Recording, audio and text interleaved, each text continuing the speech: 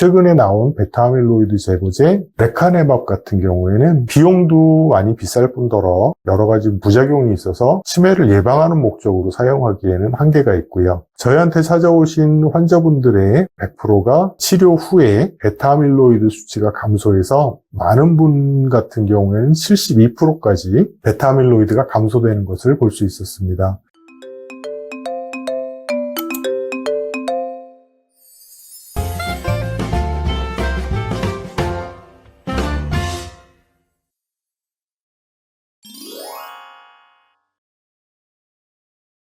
안녕하세요. 청래한의원의 이진혁 원장입니다. 오늘은 청래한의원의 치료를 받으시고 베타아밀로이드 수치가 감소된 환자분들의 상태를 말씀드리려고 하는데요.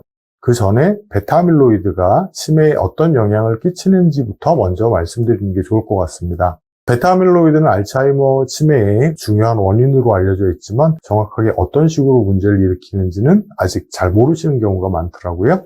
베타아밀로이드가 생기는 이유는 뇌에서 만성적으로 염증이 생기거나 산화 스트레스가 오래되면서 시작이 되는 건데요.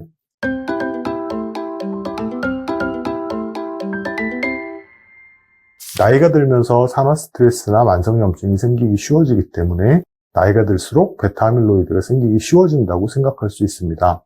베타아밀로이드가 처음 생겼을 때는 베타아밀로이드가 있다고 해도 뇌세포 자체가 손상되지 않는 경우가 많은데요.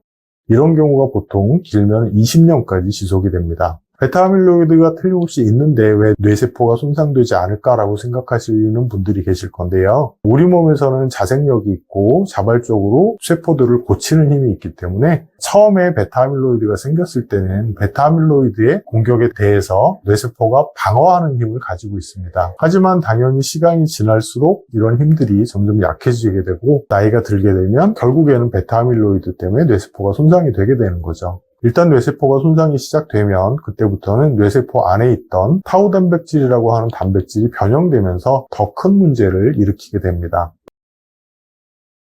베타아밀로이드를 줄였을 때 가장 효과를 많이 볼 수 있는 경우는 뇌세포에는 아직 손상이 별로 많지 않지만 베타아밀로이드가 많이 쌓여 있을 때라고 생각하실 수 있을 것 같아요. 베타아밀로이드가 많긴 하지만 뇌세포는 아직 건강한 상태이기 때문에 베타아밀로이드만 없애준다면 뇌세포는 원래의 모습으로 돌아갈 수가 있는 거죠.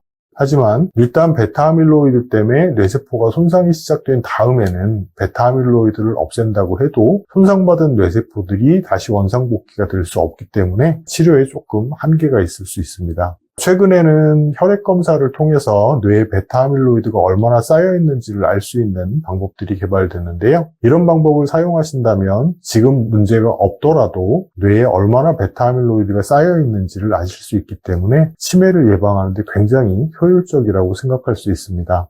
저희 한의원에서도 이런 검사를 마치시고 나서 뇌에 베타아밀로이드가 많이 쌓여 있다는 말을 듣고 찾아오신 분들이 계신데요. 이런 경우에 베타아밀로이드는 많이 쌓여 있다고 하는데 이걸 없애는 방법에 대해서는 별다른 얘기를 못 듣고 오시는 경우가 많으세요. 최근에 나온 베타아밀로이드 제거제 레카네맙 같은 경우에는 비용도 많이 비쌀 뿐더러 여러 가지 부작용이 있어서 치매를 예방하는 목적으로 사용하기에는 한계가 있고요. 그렇다고 해서 베타아밀로이드를 없앨 수 있는 다른 방법이 없기 때문에 그냥 두려움만 가지고 오시는 경우가 많았습니다.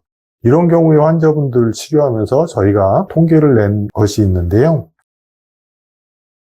저희한테 찾아오신 환자분들의 100%가 치료 후에 베타아밀로이드 수치가 감소해서 많은 분 같은 경우에는 72%까지 베타아밀로이드가 감소되는 것을 볼 수 있었습니다. 치료 기간은 짧으면 6개월, 길면 1년 정도의 시간이 걸리셨고요. 베타아밀로이드를 치료 전에 측정하시고 치료 후에 측정하신 분들 중에서 아직까지 베타아밀로이드 수치가 떨어지지 않으신 분은 없었어요. 베타아밀로이드 수치를 미리 알고 이것을 줄일 수 있다는 것은 치매를 예방하는 데 가장 정확하고 확실한 방법이 되기 때문에 만약에 베타아밀로이드 수치가 높다고 이야기를 들으신 분들이 계시다면 저희 한의원의 치료를 통해서 베타아밀로이드 수치를 낮추고 치매를 예방하시는 데 도움이 될 수 있을 거라고 생각합니다. 오늘은 베타아밀로이드 수치 감소를 통해서 치매를 예방하는 방법과 저희 한의원에서 있었던 성과들을 말씀드렸고요. 저는 다음에 좀 더 여러분들에게 도움이 될 수 있는 내용을 가지고 돌아올 수 있도록 노력하겠습니다. 오늘 내용 괜찮으셨다면 좋아요, 구독 부탁드리겠습니다. 감사합니다.